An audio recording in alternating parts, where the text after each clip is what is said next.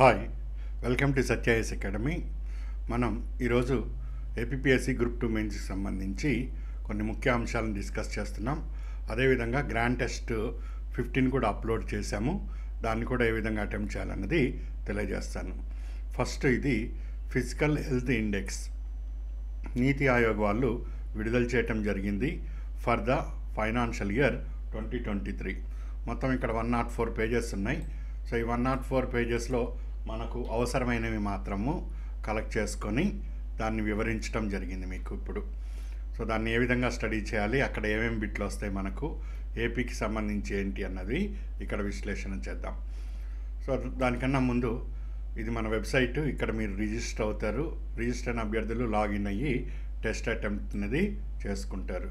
So grand test 15th upload చేయడం జరిగింది. So ఈరోజు రిజిస్టర్ అయిన రెన్యువల్ చేసుకున్న అభ్యర్థులు టెస్ట్ అటెంప్ట్ చేయండి. సో ఇక్కడ మీరు ఈ విధంగా క్లిక్ చేస్తే ఈ విధంగా మీకు టెస్ట్ వస్తుంది. టెస్ట్ వచ్చిన తర్వాత దీన్ని మీరు click here to start exam అని వస్తుంది. దీన్ని మీరు ఒక్కొక్కటి ఆన్సర్ చేసుకుంటూ ఇంకా మీకు నెంబర్ ఆఫ్ టైమ్స్ చెప్పాను ఏ విధంగా అటెంప్ట్ చేయాలన్నది. సో ఆ విధంగా అటెంప్ట్ చేసుకుంటారు. మొత్తం ఇవన్నీ అయిపోయిన తర్వాత లాస్ట్కి సబ్మిట్ బటన్ క్లిక్ చేస్తారు. ఇక్కడ నెంబర్ ఆఫ్ క్వశ్చన్స్, ఇక్కడ టైమర్ కూడా ఉంటుంది. దానికి అనుగుణంగా మీరు దీన్ని ప్లాన్ చేసుకుంటారు. సో మొత్తం టెస్ట్ అయ్యాక సబ్మిట్ అని క్లిక్ చేస్తే మీకు స్కోర్ కార్డ్ అనేది డిస్ప్లే కావటం జరుగుతుంది. ఎన్ని కరెక్ట్ అయినా ఎన్ని తప్పైనాయి అన్నది ఇక్కడ మీకు డీటెయిల్స్ అన్నీ కూడా వస్తాయి. సో దాని ప్రకారం మీరు ఇంకేదన్నా వీక్గా ఉంటే ఆ అంశాన్ని మీరు ఫోకస్ చేసుకుంటారు. సో ఇక్కడ టోటల్ 63 క్వశ్చన్స్. నేను ఆన్సర్ చేసినవి 4. సో అందులో రైట్ అయినవి 0. సో రాంగ్ అయినవి 4కి 4 పోయినాయి. సో నెగిటివ్ మార్కు 1.32 వచ్చింది. సో ఈచ్ నెగిటివ్కి 0.3 చొప్పున. సో ఫైనల్ స్కోర్ నాది నెగిటివ్లో ఉంది. సో ఫైనల్ పర్సంటేజ్ నాది నెగిటివ్లో ఉంది. సో ఇక్కడ మీరు రివిజన్స్ చేశారు కాబట్టి మీ పర్సంటేజ్ ఇక్కడ ఫైనల్ 80 to 90 మధ్యలో రావాలి.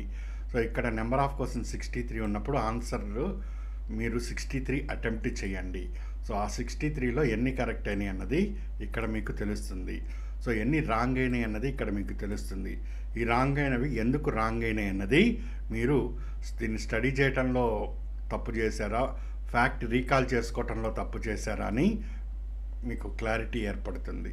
దాని తర్వాత ఆ తప్పైన దాన్ని ఒకసారి రివిజన్ చేసుకోవటం జరుగుతుంది. ఈ విధంగా రివిజన్ ప్లాన్ చేసుకుంటూ ఉండండి. ఇది మన 15th టెస్ట్కి సంబంధించి డీటెయిల్స్.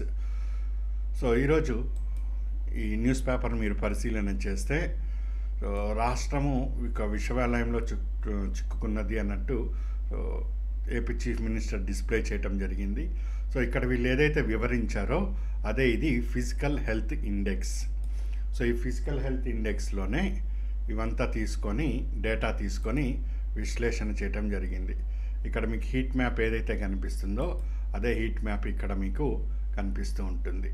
సో ఈ హీట్ మ్యాప్ని మనం ఇప్పుడు విశ్లేషణ చేసుకుంటాం. ఒక్కొక్క పాయింట్ ఎగ్జామ్కి ఏది ఇంపార్టెంటో అది అంతవరకు చూసుకొని.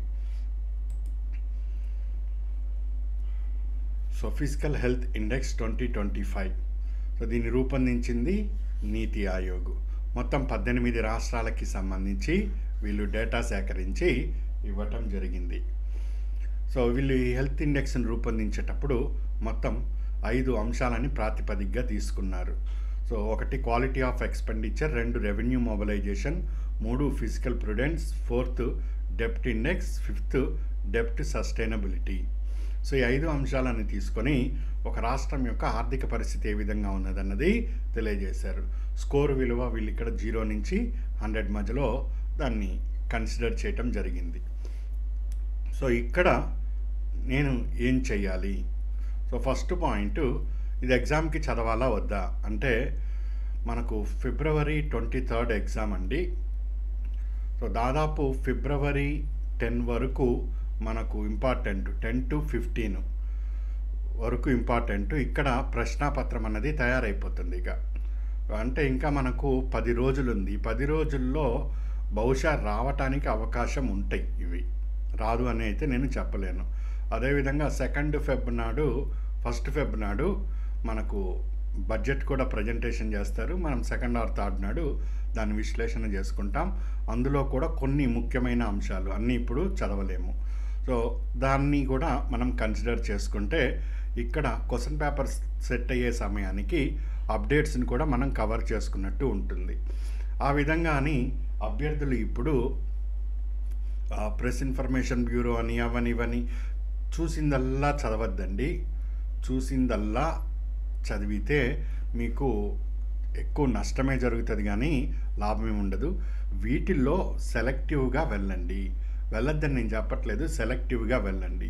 ఎక్కువ సమయం మీకు ఒక 100% టైం ఉంటే అందులో 80% సమయాన్ని రివిజన్కే కేటాయించుకోండి. సో ఈ 10 రోజుల్లో వస్తాయి, బిట్లు రాకుండా ఉండవు అని నేను చెప్పట్లేదు. ఏ రూపంలో అయినా రావచ్చు. మహా అంటే 5 బిట్లో 10 బిట్లో 15 బిట్లో 20 బిట్లకో వెళ్తారు. సో వీటిలో ఏ బిట్ వస్తుంది ఏది రాదు అని ఇక్కడ దాదాపు మనకు 100 నుంచి 1000 అంశాలు కనిపిస్తాయి. ఈ 1000 అంశాల్లో ఏది పట్టుకుంటాం, ఏది రివిజన్ చేస్తాం, ఏది స్టడీ చేస్తాం, ఏది రీకాల్ చేసుకుంటాం, అది ఎగ్జామ్లో వాళ్ళు ఏ విధంగా క్వశ్చన్ ఫ్రేమ్ చేస్తారు. ఈ 5-10 బిట్ల కోసం ఇప్పుడు ప్రతిదీ చూసిందల్లా చదువుతూ పోతే ఇన్ని రోజులు మీరు పడిన కష్టమంతా పోతుంది. అందుకని ఎక్కువ సమయాన్ని రివిజన్కి కేటాయించి ఒక 20% సమయాన్ని మాత్రం ముఖ్యమైనవి, ముఖ్యంలో కూడా అతి ముఖ్యమైనవి చూస్ చేసుకుంటూ వెళ్ళండి. ఉదాహరణకి ఈరోజు మనము ఇక్కడ డీల్ చేస్తుంది, ఇక్కడ మనము ఈ అంశాలను డీల్ చేస్తున్నాం. మీకు చూపించాను, ఇది మొత్తం 104 పేజెస్ ఉంది. ఇప్పుడు నేను 104 పేజెస్ చదవాలా అంటే అక్కర్లేదు. ఇందులో నుంచి ఒక 4-5 పేజెస్ మనకు ఉపయోగమైనవి తీసుకొని వాటిని మాత్రం విశ్లేషణ చేసుకుంటాం. సో వాటిల్లో కూడా ఇంపార్టెంట్ ఏమున్నదో దానిని మాత్రం గుర్తుపెట్టుకుంటాం. సో వస్తుందా అండి అది అంటే మ్యాక్సిమం 80-90% అయితే వస్తుందండి. క్వశ్చన్ పేపర్ నేను తయారు చేయట్లేదు. సో ఇంకా మన ఫ్రెండ్స్ కూడా ఎవరు తయారు చేయట్లేదు. మీరు తయారు చేయట్లేదు, మీ ఫ్రెండ్స్ కూడా చేయట్లేదు. ఎవరు చేస్తారో ఆ టైంకి ఏ మూడ్ ఉంటుందో వాళ్ళకి, ఎక్కడి నుంచి క్వశ్చన్ తీస్తారో ఇవన్నీ కూడా నెంబర్ ఆఫ్ క్యాలిక్యులేషన్స్ ఉంటుంది. సో వాటిని మీరు దృష్టిలో పెట్టుకోవద్దు. ఇప్పుడు నీ దగ్గర ఉన్నది ఏంటి అంటే రివిజన్ ఒకటి చేసుకో. ముఖ్యమైనవి ఏమన్నా వస్తే నువ్వు చదివి, ఫస్ట్ పాయింట్ చదివి అర్థం చేసుకొని దానిని ఎగ్జామ్లో ఆన్సర్ చేయగలిగి మాత్రమే ఇప్పుడు నువ్వు ఫోకస్ చెయ్యి. అనవసరంగా ఫోకస్ చేస్తే ఇన్ని రోజులు నీ శ్రమ వృధా అవుతుంది. అలా కాకూడదు అని నేను ఈ విషయాన్ని మీకు తెలియజేస్తున్నా. సరే, ఇప్పుడు నేను ఇందులో ఏం చదవాలండి అంటే ఇక quality of expenditure, revenue mobilisation, వీటికి ఈ ఫార్ములాలు ఇచ్చాడు. వీటిని ఫార్ములా అంటారు. క్వాలిటీ ఆఫ్ ఎక్స్పెండిచర్ అంటే ఏంటి, ఇదంటే ఏమిటి, డెప్ట్ సస్టైనబిలిటీ, వీటికి ఇక్కడ ఇవ్వటం జరిగింది. వీటిని అర్థం చేసుకొని ఆ ర్యాంక్ ఎక్కడుందో అది చూసుకుంటే సరిపోతుంది. అది ఏ విధంగానో ఇప్పుడు చెప్తాను నీకు. మొత్తం ఫర్ ద ఇయర్ 2022-23 సంవత్సరానికి సంబంధించి ఒక ఆర్థిక పరిస్థితి ఏ విధంగా ఉన్నది, ర్యాంక్ ఏ విధంగా ఉంది అని ఇక్కడ నీతి ఆయోగ్ వాళ్ళు ఇచ్చారు. అచీవర్ స్టేట్స్ అని, ఫ్రంట్ అని, లేదా పర్ఫార్మర్ స్టేట్స్ అని, లేదా యాస్పిరేషన్ అని ఇవ్వటం జరిగింది. వీటిలో ఆంధ్రప్రదేశ్ యొక్క పొజిషను యాస్పిరేషనల్ ఈ కేటగిరీలో ఉన్నది. అందులో కూడా 17th ర్యాంకులో ఉన్నది. మొత్తం 18 రాష్ట్రాలను వీళ్ళు కన్సిడర్ చేస్తే అందులో టాప్ 1లో ఉన్నది మంచిగా పర్ఫార్మెన్స్ చేసిందని, టాప్ లాస్ట్లో ఉన్నది లిస్ట్లో ఉన్నది వరస్ట్గా పర్ఫార్మెన్స్ చేసిందని అర్థము. Punjab worst of the worst కండిషన్లో ఉన్నది. దాని తర్వాత 17వ స్థానంలో ఆంధ్రప్రదేశ్ ఉన్నది ఆర్థిక వ్యవస్థలో అని వీళ్ళు ఇక్కడ నీతి ఆయోగ్ వాళ్ళు రిప్రజెంట్ చేశారు. ఇక్కడ నువ్వు స్టేట్స్ చూస్తే ఫస్ట్ ర్యాంకులో ఒడిషా ఉంది, తర్వాత ఛత్తీస్గఢ్, థర్డ్ గోవా. సో ఈ విధంగా ర్యాంకుల్ని ఇచ్చాడు. ఫస్ట్ 3 గుర్తుపెట్టుకో, 4th అంటే గుజరాత్, ఏ విధంగా అయినా కానీ అది వస్తుంది. 5th Maharashtra, 6th UP, 7th Telangana ఉన్నది. సో ఫస్ట్ వచ్చిన దాని స్కోర్ వాల్యూ 67.8 ఉన్నది. ఒడిశా యొక్క హెల్త్ చక్కగా బాగా ఉందని అర్థం. దాని ర్యాంక్ కూడా ఇక్కడ ఇవ్వటం జరిగింది. తెలంగాణకి ర్యాంకు 8th ర్యాంకులో ఉన్నది.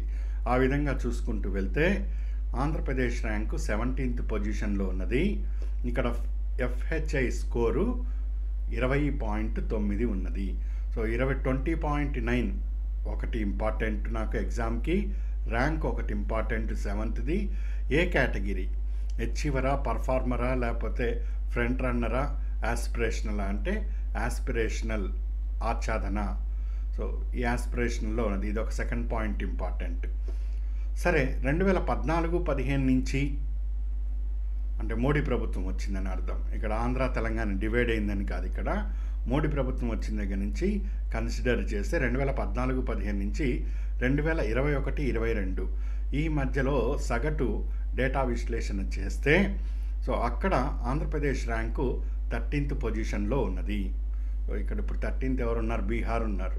సో ఆ పొజిషన్లో ఉన్నది. సో ఇప్పుడు ప్రస్తుతం చూస్తే దానికన్నా కూడా బీహార్ కన్నా కూడా పడిపోయి ఆంధ్రప్రదేశ్ స్థానం 17వ స్థానంకి వెళ్ళింది. సో ఆ రోజు అంటే 2014 నుంచి 2022 మధ్యలో 31.7 ఉన్నది. సో స్కోర్ 31.7 నుంచి 20.9కి పడిపోయింది. ఇక్కడ నీకు ప్రశ్న, నేను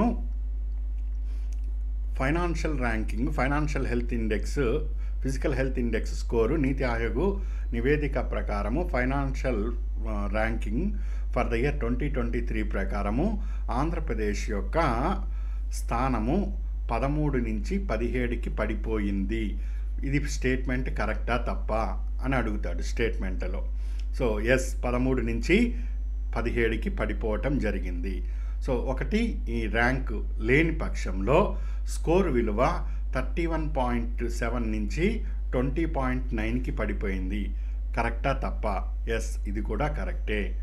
సో ఈ విధంగా రావచ్చు. లేదా ప్రస్తుతము ఈ ర్యాంకింగ్ ప్రకారము ఆంధ్రప్రదేశ్ ఏ స్థానంలో ఉన్నది, A15, B16 ఇట్లా సింపుల్గా అడిగితే C17, ఈ విధంగా సింపుల్గా వెళ్తే సింపుల్గా వెళ్తాడు. సో ఈ ఏరియాలో నువ్వు గుర్తుపెట్టుకోవాల్సిన అంశాలు మళ్ళొకసారి చెప్తున్నా, చూసుకో. ఏపీ ర్యాంక్ ఒకటి ప్రస్తుతం గుర్తుపెట్టుకో, సెకండ్ 20.9 అనేది గుర్తుపెట్టుకో, థర్డ్ యాస్పిరేషనల్ అనే ఒకటి గుర్తుపెట్టుకో, ఫోర్త్ డేటా విశ్లేషణ ప్రకారము 2014 నుంచి 22 మధ్యలో 13వ ర్యాంకు 5వ పాయింట్ గుర్తుపెట్టుకో. దాంతోపాటు 31.7 అనేది ఆ స్కోరు, ఇది 6వ పాయింట్ గుర్తుపెట్టుకో. 7th పాయింట్గా టాప్ ర్యాంకింగ్లో ఉన్న స్టేట్స్ ఒడిషా, ఛత్తీస్గఢ్, గోవా, ఈ మూడింటిని లేదా జార్ఖండ్ దాన్ని 4వ దాన్ని కూడా కలుపుకో. ఈ ఫస్ట్ 4 లాస్ట్ వరస్ట్లో ఉన్న స్టేట్స్లలో వరస్ట్ పంజాబ్, దాని తర్వాత కొద్దిగా ఆంధ్ర, తర్వాత వెస్ట్ బెంగాల్, తర్వాత కేరళ, ఇట్లా వరస్ట్ బెస్ట్ ఈ రెండింటిని కూడా గుర్తుపెట్టుకో. ఇక్కడ ఈ 8 పాయింట్ గుర్తుపెట్టుకో, ఇది పెద్ద కష్టమైంది ఏమీ కాదు. ఫస్ట్ పాయింట్ ఇక్కడ క్లియర్. నెక్స్ట్ ఈ 5 అంశాలు ఉన్నాయి కదా, వీటిల్లో ఏం చేయాలన్నది ఇప్పుడు చెప్తాను నీకు. సో ఫస్ట్ వీళ్ళు ఇండెక్స్లో క్వాలిటీ ఆఫ్ ఎక్స్పెండిచర్ని తీసుకున్నారు. సో మనం వ్యయము, ప్రభుత్వము వ్యయం చేస్తుంది. సో వ్యయం అన్నది రెవెన్యూ వ్యయము అండ్ క్యాపిటల్ వ్యయము. అంటే ఒక సంవత్సరముకి సంబంధించి financial year 1 April to 31 March వరకు చేసేదాన్ని రెవెన్యూ వ్యయం అంటాం. క్యాపిటల్ అంటే భవిష్యత్తుని దృష్టిలో పెట్టుకొని పోలవరం ప్రాజెక్టు కట్టడము, లేదా రాజధాని కట్టుకోవటము, బ్రిడ్జెస్ కట్టుకోవటము, ఇట్లాంటివన్నీ క్యాపిటల్ ఎక్స్పెండిచర్ అంటాం. సో వ్యయంలో చేసేటప్పుడు క్వాలిటీ ఆఫ్ ఎక్స్పెండిచర్ అన్నది, సో డెవలప్మెంటల్ యాక్టివిటీస్ చేస్తున్నారా, నాన్ డెవలప్మెంటల్ యాక్టివిటీస్ చేస్తున్నారా అనే దాని మీద విశ్లేషణ చేశారు. డెవలప్మెంటల్ యాక్టివిటీస్ అంటే భవిష్యత్తులో దానికి అవసరమయ్యేది. నాన్ డెవలప్మెంటల్ యాక్టివిటీస్ అంటే ఇప్పుడు వడ్డీ చెల్లింపులు, అప్పులు చేసింది కదా రాష్ట్ర ప్రభుత్వము, దానికి వడ్డీ చెల్లింపులు కానీ, సో అన్నెసరీ ఎక్స్పెండిచర్స్, జీతభత్యాలు, వీటిని జీతభత్యాలు ఇవ్వకపోతే ఎవడు పనిచేస్తాడని మీరు అడగచ్చు. బట్ గవర్నమెంట్ ఆఫ్ ఇండియా దృష్టిలో నాన్ డెవలప్మెంట్, అది డెవలప్మెంట్ కిందకి రాదు, జస్ట్ రెగ్యులర్ ఎక్స్పెండిచర్ కిందకి వస్తుంది. సో ఇట్లాంటివన్నీ కూడా non development expenditure. So Andhra Pradesh ప్రభుత్వం యొక్క పనితీరు ఏ విధంగా ఉంది అంటే 2018-19 నుంచి సోషల్ ఎక్స్పెండిచర్లో 84% తగ్గిపోయింది. సోషల్ ఎక్స్పెండిచర్ అంటే స్కూల్స్ కట్టించుకోవటం కానీ, లేదా హాస్పిటల్స్ కట్టించుకోవటం కానీ, లేదా తాగునీటి వసతుల్ని ఏర్పాటు చేసుకోవటం కానీ, లేదా గ్రామీణ రహదారుల్ని ఏర్పాటు చేసుకోవటం కానీ, లేదా ఈ ఇళ్ల సౌకర్యాలు, ఇంటి వసతులు ఏర్పాటు చేసుకోవటం కానీ వీటిని సోషల్ ఎక్స్పెండిచర్స్ అంటారు. సోషల్ ఎక్స్పెండిచర్స్లో 2018-19కి ముందు 100 రూపాయలు ఉదాహరణకి ఖర్చు పెడితే 2018-19 తర్వాత 84 రూపాయలు తగ్గిపోయింది. అంటే ఎంత ఖర్చు పెట్టారు వీళ్ళు అంటే కేవలం 16 రూపాయలు మాత్రం సోషల్ ఎక్స్పెండిచర్ మీద ఖర్చు పెట్టుకున్నారు.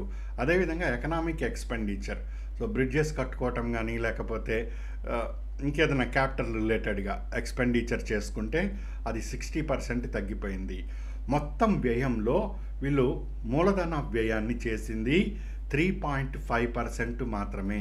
ఉదాహరణకి ఈ సంవత్సరము ఆంధ్రప్రదేశ్ ప్రభుత్వము 100 రూపాయలు వ్యయము, అది రెవెన్యూ పార్ట్ అయి ఉండొచ్చు, క్యాపిటల్ పార్ట్ అయి ఉండొచ్చు, రెండిటి కలిపి 100 రూపాయలు ఖర్చు పెడతామనుకుంటే అందులో వీళ్ళు ఖర్చు పెట్టింది క్యాపిటల్లో జస్ట్ 3.5% మాత్రమే.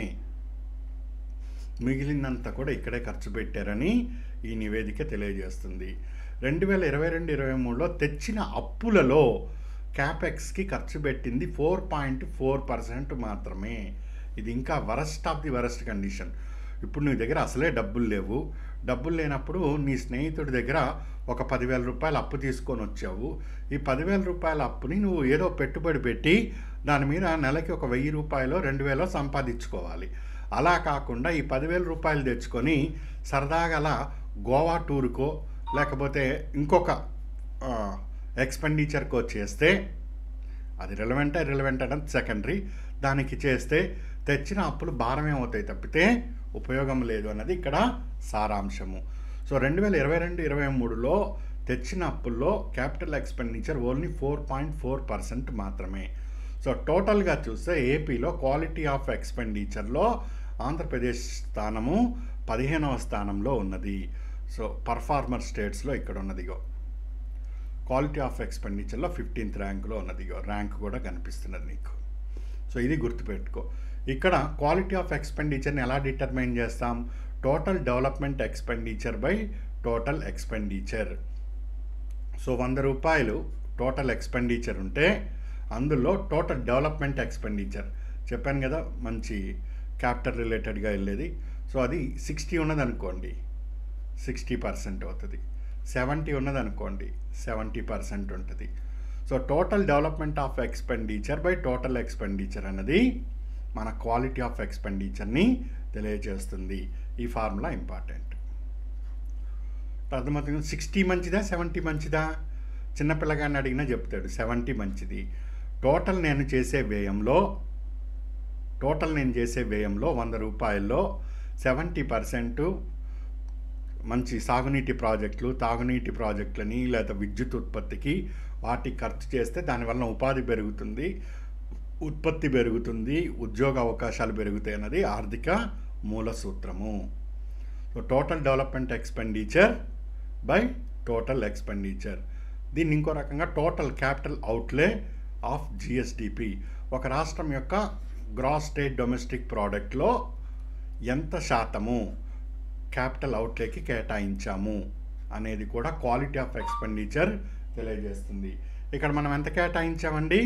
4.4% కేటాయించాము. ఎంత కేటాయించాలి? కనీసము 30% 40% కేటాయించుకోవాలి. సో 30% 40% కేటాయిస్తే అది మంచిది అవుతుంది. నెక్స్ట్ 4.4కి ఏమొస్తుందండి? పని సగం చేసి ఆపేస్తారు. అది పూర్తయ్యే లోపల డబల్ ఛార్జెస్ అవుతాయి. సరే, అదంతా ఇక్కడ సెకండరీ ఇష్యూస్. మనకు ఫస్ట్ క్వాలిటీ ఆఫ్ ఎక్స్పెండిచర్ అంటే ఏంటో తెలిసింది. ఏం తెలిసింది? వ్యయాన్ని అభివృద్ధి కార్యక్రమాల, అభివృద్ధేతర కార్యక్రమాల, ఈ విధంగా చేశాం. సో ఫైనల్గా ఏం చెప్తున్నాం? 3.5 క్యాపెక్స్ ఉన్నది మొత్తం వ్యయంలో. ఇది ఒక విస్కాస్ సైకిల్ లాంటిది. క్వాలిటీ ఆఫ్ ఎక్స్పెండిచర్ని ఎట్లా డిటర్మైన్ చేస్తాం? Total development expenditure by total expenditure. ఇది ఇంపార్టెంట్ ఫార్ములా, గుర్తుపెట్టుకో. దీన్ని ఏం బట్టి కొట్టక్కర్లే. ఇగో ఇక్కడ నేను చెప్పా సింపుల్గా 100/60 అని ఈజీ గుర్తుంటుంది. Next revenue mobilisation. వనరుల్ని సమీకరించుకోవాలి ఆంధ్రప్రదేశ్. సో ఏ విధంగా వనరులు ఉంటాయి? ఆర్థిక వనరులు పన్నుల ద్వారా వచ్చే ఉంటాయి, పన్నేతర ఆదాయాలు వచ్చే ఉంటాయి. సో పన్నేతర అంటే మనం రాష్ట్రం ఏపీఎస్ఆర్టీసీ ఉన్నది. ఏపీఎస్ఆర్టీసీ నుంచి ఏమైనా డబ్బులు వస్తే అది పన్నేతర ఆదాయం. లేదా ఏపీ జన్కో ఉంది, ఈ జెన్కో నుంచి ఏదైనా ఆదాయం వస్తే అది పన్నేతర ఆదాయం. పన్నుల ద్వారా కాకుండా రాష్ట్రం ఏదన్నా ఎకనామిక్ యాక్టివిటీస్ నుంచి వాటికి వచ్చే వాటిని పన్నేతర అంటాం. ఇది మనం బడ్జెట్ అనే టాపిక్లో క్లియర్గా చెప్పాం, మళ్ళీ ఇక్కడ అనవసరం మనం దాన్ని డిస్కస్ చేయటం. సో ఈ మొబిలైజేషన్ ఆఫ్ రిసోర్స్లో పన్నుల ద్వారా పన్నేతర ఆదాయం ఎంతెంత వస్తున్నాయి, సో దాని పరిస్థితి ఏ విధంగా ఉందంటే, రాష్ట్ర సొంత పన్నుల మొత్తం పన్ను ఆదాయంలో 2018-19లో 64% ఉంది. సో అక్కడి నుంచి అది 67% పెరిగింది. జస్ట్ 3% మాత్రమే పన్ను ఆదాయాన్ని పెంచుకోగలిగింది. ఇది ఒక వరస్ట్ కండిషన్. నెక్స్ట్, పన్నేతర ఆదాయం సగటున కేవలం 4.7% మాత్రమే పెరిగింది. వాళ్ళు కొట్టుకొని పైన కింద పడి లేచి అంతా చేస్తే జస్ట్ 4.7 పెరిగింది ఇది. సో ఈ రెండు కూడా రెవెన్యూ మొబిలైజేషన్లో ఆంధ్రప్రదేశ్ వరస్ట్ కండిషన్లో ఉన్నదని తెలియజేస్తున్నది. ఇక్కడ కనిపిస్తుంది మీకు, అచీవర్ స్టేట్స్లో ఉంది, 16వ ర్యాంకులో ఉన్నది ఇది. సో పన్నుల ద్వారా ఆదాయం పెంచుకోలేకపోయింది, పన్నేతర కూడా లేదు. అసలు నీ దగ్గరికి డబ్బు అనేది వస్తే కదా నువ్వు ఖర్చులకి వెళ్ళేది. ఖర్చులు చూస్తేనేమో బాగా పెట్టేస్తున్నావు, ఆదాయం చూస్తేనేమో గుండు సున్నాగా కనిపిస్తుంది. ఇంకా అదేమి ఫైనాన్షియల్ స్ట్రెంగ్త్ అవుతుంది? దాన్నే ఇక్కడ వీళ్ళు నీతి ఆయోగ్ చెప్పారు. సో రెవెన్యూ మొబిలైజేషన్ అంటే state own revenue resource by GSDP, రాష్ట్రం యొక్క జిఎస్డిపి బై సొంత పన్నులు. కేంద్రం ఇచ్చే పన్నులు కాదు, కేంద్రం ఇచ్చే పన్నులు. ఫైనాన్స్ కమిషన్ ఉంది కదా, 15th ఫైనాన్స్ కమిషన్ అండి. సో ఆ ఫైనాన్స్ కమిషన్ ఇచ్చే వాటా కాదు, కేవలం వాళ్ళ యొక్క సొంత పన్నులు బై జిఎస్డిపి. ఇది ఎప్పుడూ కూడా ఎక్కువగా ఉండాలి. కండిషన్ ఏంటంటే తగ్గుతున్నది. అదేవిధంగా state own revenue by total expenditure. ఇప్పుడు నీ జీతం 10,000, నువ్వు ఒక 20,000 అప్పు తెచ్చావు. నీ దగ్గర ఇప్పుడు మొత్తం ఎంత ఉన్నది? 30,000 ఉన్నది. నువ్వు ఎంత వ్యయం చేసుకోవచ్చు? 25,000 వరకు వ్యయం చేసుకోవచ్చు. 5,000 సేవింగ్ చేసావు. ఈ విధంగా లెక్కేయటం అన్నది పిచ్చితనం అవుతుంది. ఇక్కడ ఆర్థిక సూత్రం ప్రకారం ఏంటంటే 10,000 రూపాయలు నీ దగ్గర ఉన్నాయి, 20,000 అప్పు తెచ్చావు. సో ఇప్పుడు నువ్వు వ్యయం ఎట్లా ఉండాలి అంటే, మొత్తము ఈ 10,000 టోటల్ ఎక్స్పెండిచర్ నువ్వు ఎంత చేస్తున్నావు? 5,000, 10,000, 8,000 అంటే నీ ఓన్ రెవెన్యూ రిసోర్స్లో భాగంగానే ఉండాలి. నీ ఓన్ రెవెన్యూ రిసోర్స్ 10,000 ఉన్నాయి, నీ ఎక్స్పెండిచరు 8,000 కావాలి. అప్పుడు నువ్వు సరైన హెల్త్లో ఉన్నావు, సరిగ్గా మొబిలైజ్ చేయగలుగుతున్నావు. ఇవంతా ఎక్స్ట్రా తెచ్చిన 20 అన్నది క్యాపిటల్లోకి టర్న్ చేయాలి. సో ఓన్గా నువ్వు ఎంతైతే రెవెన్యూ రిసోర్స్ తీసుకొస్తున్నావో, ఓన్ రెవెన్యూ, అందులో నుంచే నీ రెవెన్యూ ఖర్చులు పోవాలి, క్యాపిటల్ ఖర్చులకి వెళ్ళొద్దు. రెవెన్యూ ఖర్చులు జీతాలు ఇవ్వటం కానీ లేదా వడ్డీ చెల్లింపులు కానీ ఇవన్నీ చెప్పాను మీకు, దానికి మాత్రమే వెళ్ళాలి. లేకపోతే ఆర్థిక పరిస్థితి కుంటుపడిపోతుంది. సో ఇది రెవెన్యూ మొబిలైజేషన్. జస్ట్ గుర్తుపెట్టుకోండి, సరిపోతుంది. థాట్ పాయింట్ ఇక్కడ ఫిజికల్ ప్రుడెన్స్ అంటే నామ్స్, నిబంధనలు. సో నేను ఈ నెల ఎట్లాంటి కష్టం వచ్చినా కానీ ఒక 5,000కి మించి అప్పు చెయ్యను, అంతే. ఇంకేమన్నా ఉంటే ఇక వేరే ఆల్టర్నేటివ్, 5 గంటలు కష్టపడాల్సింది 10 గంటలు కష్టపడతా, అంతేగాని 5,000కి మించి నా స్తోమత లేదు, నేను అంతకు మించి అప్పులకి వెళ్ళను. సో ఇటువంటివన్నీ కూడా నామ్స్ అంటాం. FRBM యాక్ట్ ప్రకారము, fiscal responsibility and budget management act, దీని ప్రకారం నేను రెవెన్యూ డెఫిసిట్ ఇంతే మెయింటైన్ చేయాలి, ఫిజికల్ డెఫిసిట్ ఈ విధంగా మేనేజ్ చేస్తామని చెప్తాం. సో ప్రుడెన్షియల్ నామ్స్ అనేది gross fiscal deficit by GSDP. So అది మనం 3.5%, 4.5% ఈ విధంగా మెయింటైన్ చేస్తున్నామని చెప్పాం. సో ఫిజికల్ ప్రుడెన్స్, ఆర్థిక సూత్రాలు పాటించటంలో ఆంధ్రప్రదేశ్ 16వ ర్యాంకులో ఉన్నది. యాస్పిరేషనల్ అన్ని వరస్ట్ ర్యాంకులే అండి ఇక్కడ. సో 16వ ర్యాంకులో ఉంది. దీనికి తక్కువ ఇంపార్టెన్స్ ఇవ్వండి. ఆల్రెడీ మీరు ఇక్కడ బడ్జెట్ అనే టాపిక్లో చదివారు, దానికి ఎక్కువ ఇంపార్టెన్స్ ఇవ్వండి. అదేవిధంగా సర్వే చెప్పాను, అక్కడ ఆర్డీకి వాటికి ఎక్కువ ఇంపార్టెన్స్ ఇవ్వండి. నెక్స్ట్ ఇప్పుడు బాగా చర్చ జరుగుతున్నది డెప్ట్ ఇండెక్స్ అండ్ డెప్ట్ సస్టైనబిలిటీ. అప్పు అప్పు అప్పు అప్పు. డెప్ట్ index interest payment by revenue receipts. నీకు బడ్జెట్ అని నేను చెప్పినప్పుడు revenue part and capital part. రెవెన్యూలో ఆదాయము వ్యయము అని చెప్పాను. సో రెవెన్యూ వ్యయంలో వచ్చేది ఏంటంటే వడ్డీ చెల్లింపులు. రెవెన్యూ ఆదాయంలో అంటే ఇక మనం పన్నులు, పన్నేతర ఆదాయం ఇట్లా మొత్తం చెప్పుకుంటూ వచ్చాము. సో ఇందులోనే మనకు ఇక్కడ మీరు అబ్జర్వ్ చేస్తే interest payment by revenue receipts. ఇక్కడ 100 రూపాయల ఆదాయం వస్తే రెవెన్యూ ఆదాయము, ఇందులో నుంచి ఎంత వడ్డీ చెల్లించావు, వడ్డీ ఎంత చెల్లించావు. 20 రూపాయలు కట్టావా? ఓకే, మంచిదే. 100 రూపాయలు నీకు ఆదాయం వస్తే 20 రూపాయలు వడ్డీ అంటే రీజనబుల్.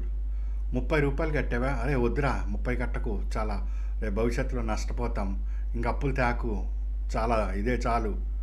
40? అరే వచ్చేదే 100, అందులో నువ్వు 40 కట్టావేంట్రా అంటాం. 50 కడుతున్నావా అప్పు వడ్డీకి?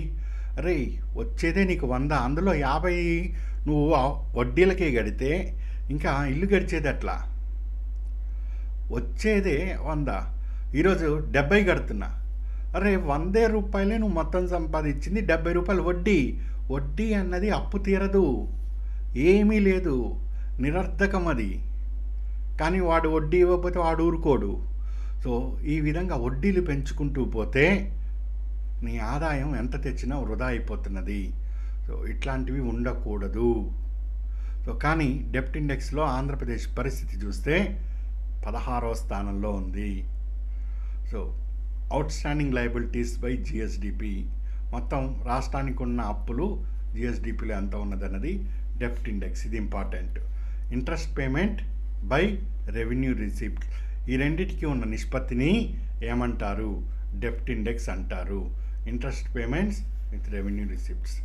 సో వడ్డీ చెల్లింపులు 15% పెరుగుతూ వస్తుంది.